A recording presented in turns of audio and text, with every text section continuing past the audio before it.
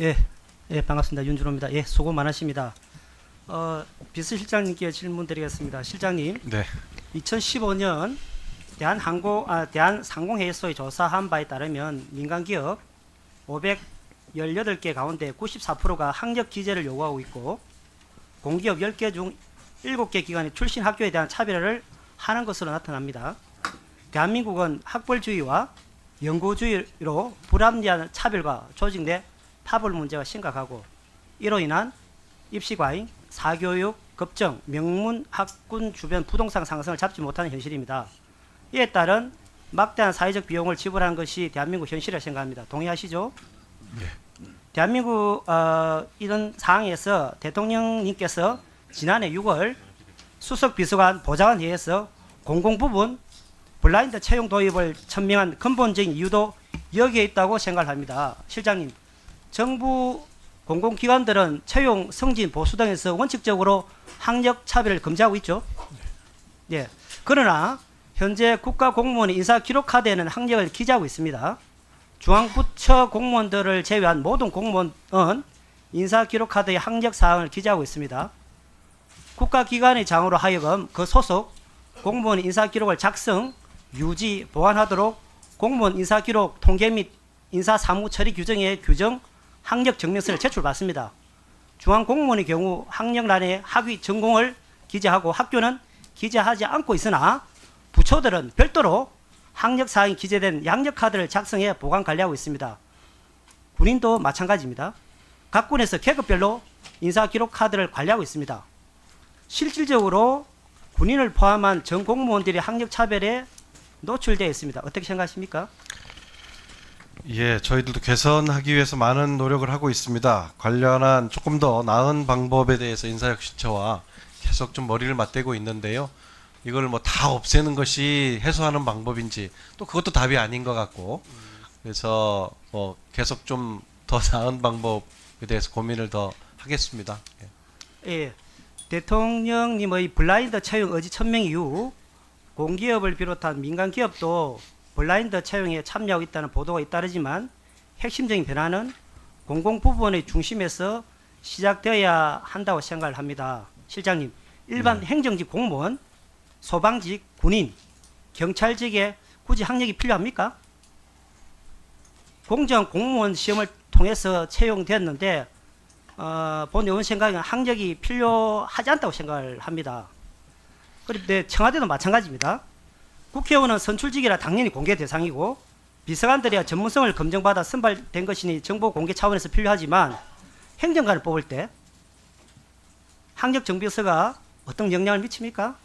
행정관들의 업무에 학벌, 지역 연구가 과연 필요합니까? 어떻습니까? 그렇지는 않습니다.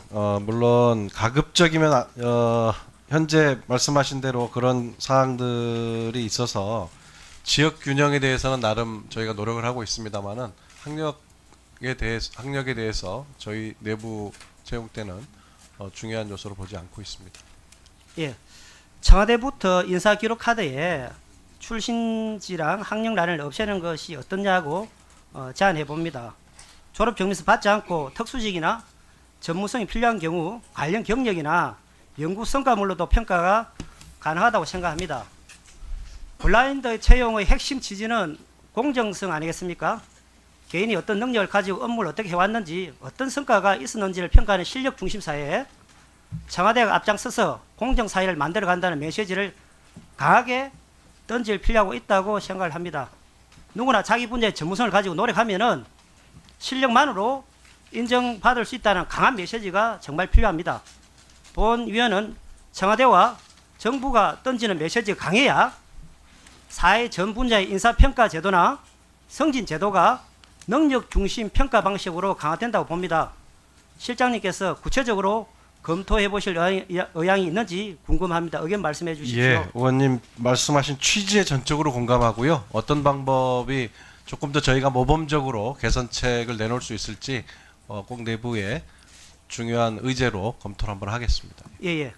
문재인 대통령 발 블라인드 채용이 확산 중이고 민간에서 블라인드 채용의 장단점에 대한 논의가 매우 활발합니다. 정부의 공무원 인사기록카드 학력란 폐지와 같은 강한 메시지, 청와대가 앞장선 공공분야 인사제도 혁신이라면 충분히 극복할 수 있다고 생각합니다. 적극적 참고 부탁드리겠습니다. 실장님, 그리고 지난 4일 지난해 광화문 1번가에 파견되었다 내경세고 쓰러진 행안부 공무원에 대한 법원이 업무상 재해 인정 판결을 내렸습니다. 본 의원은 어려운 여건에서 일하다가 파견 한 달 만에 쓰러진 공무원에 대한 합당한 판결을 생각하며 동의하시죠? 예. 청와대 5급 이하 공무원들의 초과 근무 시간이 과다한다는 문제점에 대해서 혹시 인지하고 계십니까? 청와대 청와대. 예, 잘 인지하고 있습니다. 예. 이 자료 보면은 17년 7월에 학기 1만 시간을 돌파해 1인간 평균 48시간이 넘었고 올해 6월에는 조금 줄어든 9,810시간, 1인당 47시간입니다. 9월 기준으로는 8,451시간, 1인당 41시간까지 줄고 있습니다만 업무적 특성상 다양한 변수가 있어 언제 걱정할 수 없는 상황입니다. 본 의원이 5급 이하 직원 1인당 초과 근무 시간을 평균 45시간 정도 추정해 계산해보면 연간 2,620시간 정도 됩니다. 실장님, 이런 하급직들만 이런 것이 아니고 3, 4급 상급자들도 근무 시간도 별반 다르지 않다고 생각을 하거든요. 그래서 공무원들은 근로기준법 적용 대상이 아니기 때문에 주 40시간 대한 규정만 있을 뿐 업무 상한에 대한 규정이 없습니다. 주 45시간 적용 대상도 아니고요. 사실 국회도 마찬가지는 합니다. 현 정부들은 52시간 도입을 관철시키느라 곳곳에서 많은 의지와 노력을 기울여왔습니다. 정작 청와대 직원들은 세계 최장시간 근로국보다 혹독 일을 한다는 것은 문제가 있다고 생각을 합니다. 매일 이른 새벽 출근에 불규칙한 정시 퇴근도 감지덕지하면서 구조 환경을 바꿔야 하는 것이죠. 따라서 본 의원은 청와대 4급 이하 직원들 숫자를 늘릴 필요하다고 생각을 합니다. 적극 검토 부탁드리겠습니다.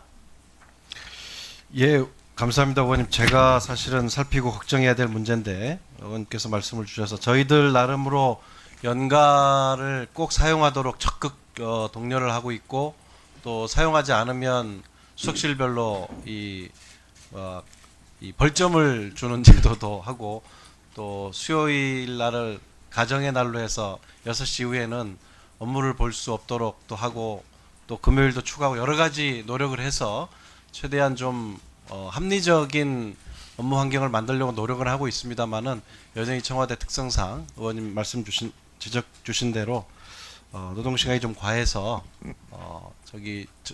문재인 정부 안에는 좀 가시적인 성과가 나도록 좀 더 줄여 보겠습니다. 그래서 노동 생산성이 높은 이런 청와대가 되도록 저희 더 힘쓰겠습니다. 감사합니다.